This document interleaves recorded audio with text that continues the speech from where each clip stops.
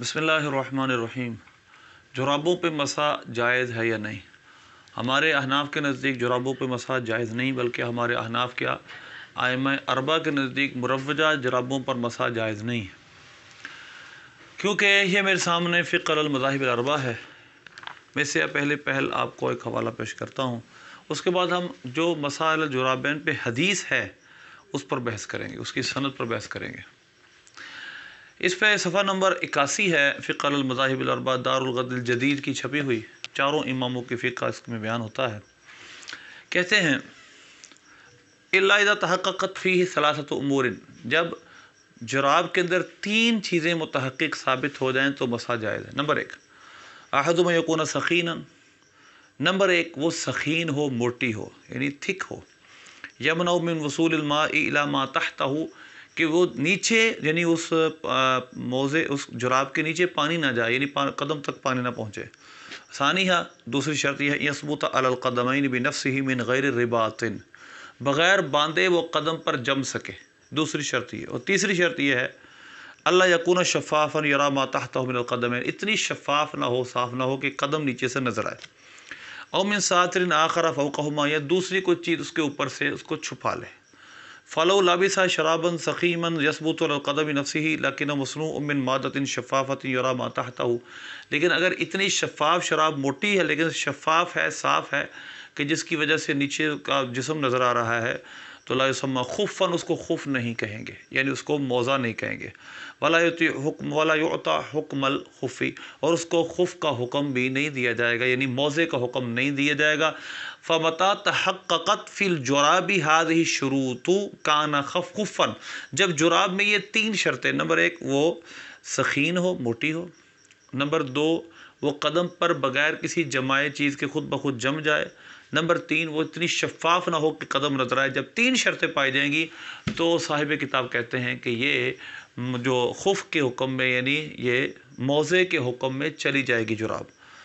تو لہذا اس کے علاوہ جو جراب ہے اس میں فقہ علی المذاہب الاربعہ کے اندر لکھا ہے کہ کسی بھی امام کے نزدیک اس جراب پہ مسح جائز نہیں، یعنی مطلب یہ ہے کہ جس میں تین شرطیں متحقق ہوں، وہ سخین ہو، خود بخود قدم پر رک سکے، اور شفاف اتنی نہ ہو قدم نظر آئے۔ ان تین شرطوں کے ہوتے ہوئے اگر جراب پہنی جائے تو جائز ہے مسح۔ امام اعظم ابو حنیفہ رحمۃ اللہ علیہ احناف کا جو موقف ہے، آپ کا اور آپ کے مذہب اہل مذہب کا جو موقف راجح مذہب یہ ہے کہ جراب اتنی سخین ہو، موٹی ہو، کہ جس کی وجہ سے پاؤں نیچے سے ساتر ہو جائے، چھپ جائے، اور نیچے پانی نہ جائے، اس صورت میں گھٹا مٹی نہ جائے تو اس جراب پر مسح جائز ہے۔ نمبر 2 جراب دراصل ہمارے جہاں بنی جاتی ہے وہ کاٹن کی باریک جرابیں بکتی ہیں، جبکہ پچھلے زمانے میں صوف کی موٹی جراب پہنی جاتی تھی جو کہ بہت موٹی ہوتی تھی، اس وجہ سے آج کی جراب کو اس جراب پر قیاس کرنا بھی درست نہیں ہے۔ نمبر 2 اور بحث نمبر 2 ہماری ہے اس حدیث پر جو کہ وہابیہ کا مذہب ہے، یہ جامع ترمذی ہے، اس کے ساتھ ساتھ یہی حدیث سنن نسائی میں ہے، یہی حدیث یہ ابن ماجہ میں ہے، ابو داؤد شریف میں ہے۔ اب میں آپ کو اس کی عبارت پڑھ کے سناتا ہوں، اس حدیث کے تحت جو کلام کیا گیا ہے۔ سب سے پہلے اس کے مرکزی راوی جو یاد رکھنے ابو مغیرہ بن شعبہ رضی اللہ تعالیٰ عنہ رضی اللہ تعالیٰ، مغیرہ بن شعبہ رضی اللہ تعالیٰ اس کے راوی ہیں۔ حدیث نمبر 99 ہے جامع ترمذی کی۔ حضرت مغیرہ بن شعبہ فرماتے ہیں تودى النبی صلی اللہ علیہ وسلم مسح الجرابین والنعلین، نبی پاک صلی اللہ علیہ وسلم نے وضو فرمایا اور اس جرابوں پر مسح فرمایا اور جوتوں پر مسح فرمایا۔ یہ حدیث ہے اور اس کے تحت لکھا ہے وَهُوَ قَوْلُ غَيْرُ وَاحِدٍ مِّنْ أَهْلِ الْعِلْمِ، صاحب ترمذی فرماتے ہیں کہ یہ ایک کے علاوہ کئی لوگوں کا مذہب، یعنی بہت سارے علماء کا یہ مذہب ہے۔ وَبِهِ يَقُولُ سفیان الثوری وابن المبارک والشافعی، اسی وجہ سے ابن مبارک، امام سفیان ثوری اور امام شافعی فرماتے ہیں، اور امام احمد بھی فرماتے ہیں، اسحاق بھی فرماتے ہیں یمسح علی الجرابین، جرابوں پہ مسح کیا جائے، ان لم یکن نعلین، اگرچہ ان کے نال نہ ہو، نیچے جو تلا موجود نہ ہو۔ اذا کان سخینین، یہ شرط بڑی اہم ہے، اذا کان سخینین، جب کہ وہ سخین ہو، موٹی ہوں۔ تو یہ شرط ائمہ اربعہ کے نزدیک موجود ہے کہ جراب اتنی موٹی ہو کہ جس کی وجہ سے پاؤں تک پانی نہ پہنچے۔ اس کے بعد امام ترمذی نے ایک بات کی ہے، وہ پہلے دونوں کو ہم مکس کر کے اس کی سند پہ بات کریں گے۔ امام ترمذی نے فرمایا سمیت صالح بن محمد ترمذی، میں نے صالح بن محمد ترمذی سے سنا، انہوں نے کہا میں ابو مقاتل سمرقندی سنا، دخلت ابی حنیفہ، میں امام اعظم ابو حنیفہ کے پاس گیا ان کے مرض میں جس میں فوت ہوئے، فدعا بماء، انہوں نے پانی بلایا، پانی منگوایا، فتودع علیہ جورابا، انہوں نے وضو کیا اور ان پہ جرابیں تھیں، فمسح علیہما، انہوں نے جرابوں پہ مسح کیا، اور پھر کہا فعلت اليوم شیئا لم اکن فافعلہ، میں یہ وہ کام کر رہا ہوں اس سے میں پہلے نہیں کرتا تھا، مسحت علی جرابین وہما غیر منعلین، میں جرابیں پہن کر مسح کر رہا ہوں اور وہ تلے والی بھی نہیں ہے۔ یہ دو باتیں جن کی میں نے آج آپ کے سامنے وضاحت کرنی، ایک تو امام اعظم کی جو روایت ہے اس پہ بات پہلے کر لیتے ہیں، اسی حدیث کی کتاب کے اندر جو زبیر علی زئی کی تحقیق نیچے موجود ہے اس کی سند پر، انہوں نے کہا اثر ابی حنیفہ سندہ موضوع، جو اثر ابی حنیفہ ہے امام اعظم سے جو اثر قول جہاں منقول ہے اس کی سند موضوع ہے، من گھڑت ہے، فیہ صالح بن محمد ترمذی کذاب، اس میں صالح بن محمد ہیں جو کہ کذاب ہیں، یعنی یہ راوی حدیث کے اندر کذب بیانی کرتا تھا، یہ کذاب راوی ہے۔ تو امام اعظم کی طرف اس کی نسبت جو جامع ترمذی میں کی گئی ہے وہ تو ویسے ہی موضوع ہے، امام اعظم سے ایسا قول مذکور نہیں ہے، اگر بالکل ہو بھی تو کوئی مسئلہ نہیں، امام اعظم موٹی جراب پر سخین جراب پر مسح کے قائل ہیں۔ دوسری بات اس مغیرہ بن شعبہ رضی اللہ تعالی عنہ کی حدیث پر ہے، زبیر علی زئی نے کہا اسنادہ ضعیف، اسی کتاب کے اندر کہا اس کی سند ضعیف ہے۔ اچھا، دوسری بات امام ترمذی رحمۃ اللہ علیہ نے اس جگہ جو بات کی ہے وہ خود کہا ہے کہ سخین جرابیں ہوں تو مسح درست ہے، اور زبیر علی زئی نے اس کی تحقیق میں کہا اس کی سند ضعیف ہے۔ اب ہم کچھ بات کرتے ہیں اس کی مزید کہاں کہاں یہ موجود ہے۔ یہ ابو داؤد شریف ہے، ابو داؤد شریف میں یہ حدیث کا نمبر ہے 159 یعنی 159، اور باب ہے مسح علی الجرابین، حدیث لکھتے ہیں اور حدیث میں پھر سارا وہی موضوع بیان کرتے ہیں، تودع ومسح علی الجرابین والنعلین۔ اب یہاں پر اس حدیث کو بیان کرنے کے بعد ابو داؤد پر کیا فرماتے ہیں، قال ابو داؤد کان عبد الرحمن بن مہدی لا يحدث بهذا الحدیث، کہ عبد الرحمن بن مہدی اس حدیث کو بیان نہیں کرتے تھے، کیوں کہ ان المعروف عن المغیرہ، یہ بعد میں پوری وضاحت سے بات کروں گا کہ جو اگلی بات کر رہے ہیں کہ جو معروف ہے حضرت مغیرہ بن شعبہ رضی اللہ تعالی عنہ سے وہ یہ ہے کہ نبی پاک صلی اللہ علیہ وسلم مسح علی الخفین، آپ صلی اللہ علیہ وسلم نے خفین پہ مسح کیا ہے، اور اس کے بعد لکھتے ہیں وروی ھذا ایضا عن ابی موسیٰ الاشعری ان نبی صلی اللہ علیہ وسلم، حضرت ابو موسیٰ الاشعری رضی اللہ تعالیٰ عنہ سے بھی روایت ہے انہ علی مسح علی الجرابین، نبی پاک صلی اللہ علیہ وسلم نے جرابوں پہ مسح کیا، ولیکن لیس بالمتصل ولا بالقوی، اس کی سند نہ متصل ہے نہ قوی ہے،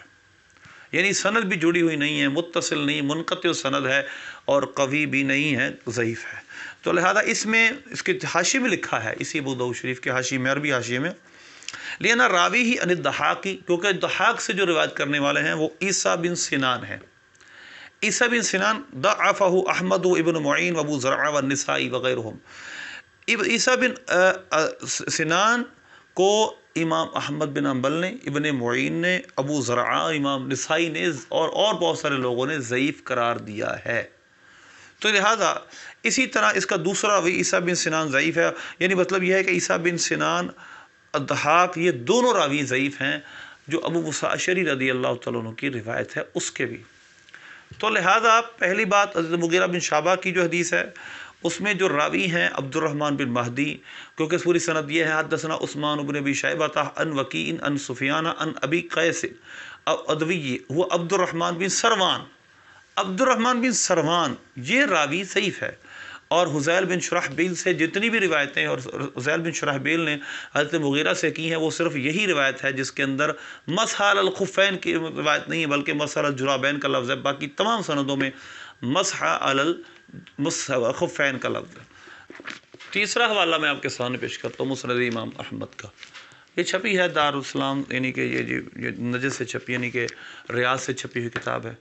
اس کے اندر یہ حدیث کا نمبر ہے 18206،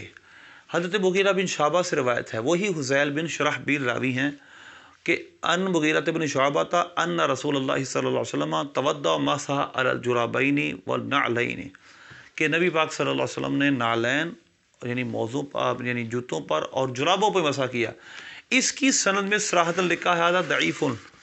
اس کی سند ضعیف ہے، یہ صراحتاً میں نے اس کو ہائی لائٹ کیا ہوا، اس کی سند ضعیف ہے، لیکن اس روایت سے سند سے اس کو ثابت کرنا یہ قطعاً درست نہیں ہے، کیونکہ ابو قیس اور عبد الرحمن بن مہدی یہ دونوں راوی ٹھیک نہیں ہیں، جو کہ مغیرہ بن شعبہ رضی اللہ عنہ سے روایت کرتے ہیں۔ میں نے اب تیسری بحث آپ کے سامنے کر رہا ہوں اسی حدیث کے حوالے سے، وہ یہ ہے، یعنی پہلے ہم نے 2 پوائنٹ بیان کی، پہلے فقہ کی روح سے، دوسرا حدیث کی مغیرہ بن شعبہ رضی اللہ عنہ کی حدیث کے سند کے حوالے سے، تیسری بات کہ یہ حدیث مغیرہ بن شعبہ رضی اللہ تعالیٰ عنہ سے شرحبیل اور ابو قیس کے علاوہ جس نے بھی بیان کی ہے، یعنی جس نے بھی روایت کی ہے، اس تمام لوگوں نے کہیں بھی جرابین کا لفظ نہیں بولا، ان سب نے مسال الخفین کا لفظ بولا ہے۔ اب دیکھیں بخاری شریف کے حدیث نمبر 203 ہے، مغیرہ بن شعبہ رضی اللہ تعالیٰ سے روایت ہے، رضی اللہ تعالیٰ مغیرہ عروہ بن مغیرہ عن ابیہ، یعنی مغیرہ بن شعبہ کے اپنے بیٹے جو حدیث روایت کرتے ہیں، امام بخاری نے وہ لکھی ہے، انہ خرج لحاجتہ فاتبعہ المغیرۃ بادوات فیہا ماء، کہ نبی پاک صلی اللہ علیہ وسلم قضائے حاجت کرنے تشریف لے گئے اور مغیرہ بن شعبہ رضی اللہ تعالیٰ کے پاس ایک ادوات تھا، یعنی آپ کے پاس ایک برتن تھا جس کے اندر پانی تھا، فصب علیہ حین فارغہ من حاجتہ، نبی پاک صلی اللہ علیہ وسلم نے وہ پانی بہایا جب اپنی حاجت سے فارغ ہوئے، فتودع ومسح الخفین، اور آپ نے وضو فرمایا اور موضوع پہ مسح کیا۔ یہ صحیح بخاری کی حدیث ہے۔ اس کے بعد صحیح بخاری کی دوسری حدیث جو کہ جعفر بن عمر سے وہ اپنے باپ سے روایت کرتے ہیں کہ نبی پاک صلی اللہ علیہ وسلم یمسح علی امامتہ وخفیہ، نبی پاک صلی اللہ علیہ وسلم نے اپنے امامے پر اور اپنے موضوع پہ مسح کیا۔ اسی طرح اس سے اگلی حدیث یعنی 206 نمبر حدیث ہے، حضرت مغیرہ وہ اپنے باپ سے، یعنی وہی سند ہے، کنت مع النبی صلی اللہ علیہ وسلم فی سفر، میں حضور کے ساتھ ایک سفر میں تھا، فاہویت لانزع خفیہ، میں نبی پاک صلی اللہ علیہ وسلم کی طرف بڑھا تاکہ آپ کے میں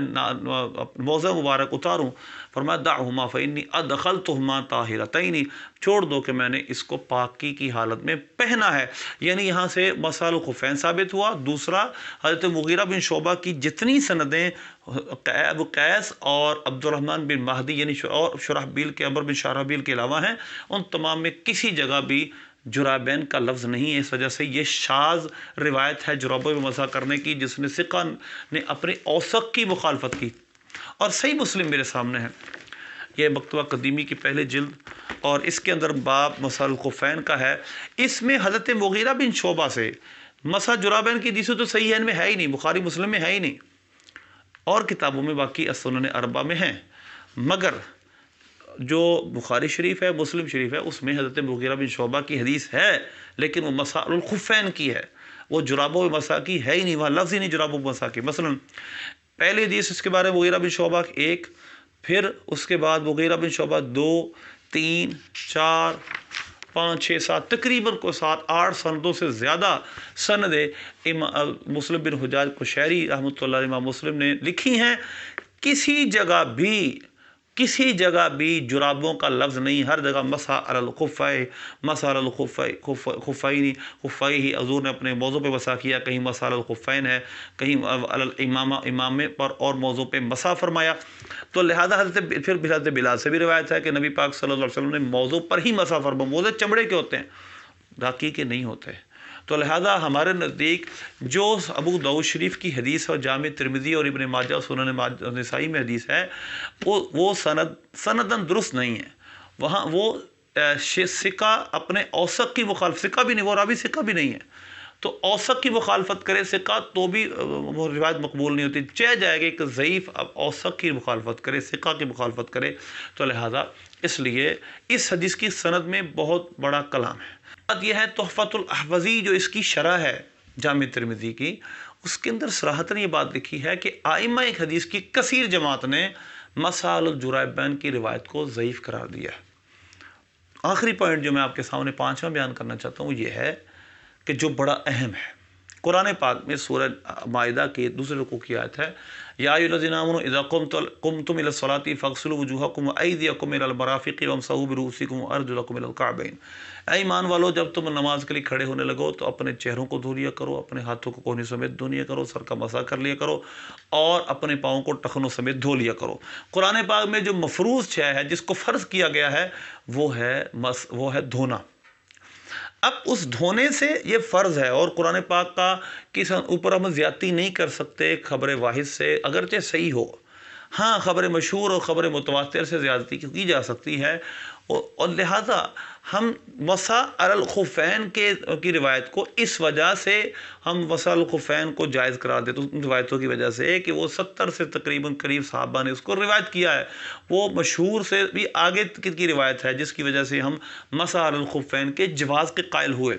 چہ جائے کہ ہم خبر واحد، وہ خبر واحد بھی صحیح بھی ہو تو بھی ہم قرآن پاک پہ زیادتی نہیں کر سکتے، چہ جائے کہ اس کی سند میں بھی کلام ہو، لہذا جرابوں پہ مسح کسی صورت بھی درست نہیں ہے، کیونکہ یہ قرآن پاک کے اوپر زیادتی ہے۔ مسح الخفین میں اس وجہ سے درست ہے کہ اس کو اتنے صحابہ نے روایت کیا ہے، مشہور کے حد سے بھی آگے چلی گئی وہ، تو لہذا اس وجہ سے قرآن پاک پہ زیادتی درست ہے اس کے ذریعے، اور خبر واحد اور خبر ضعیف کے لیے بالکل بھی درست نہیں ہے۔ تو لہذا مسح علی الجرابین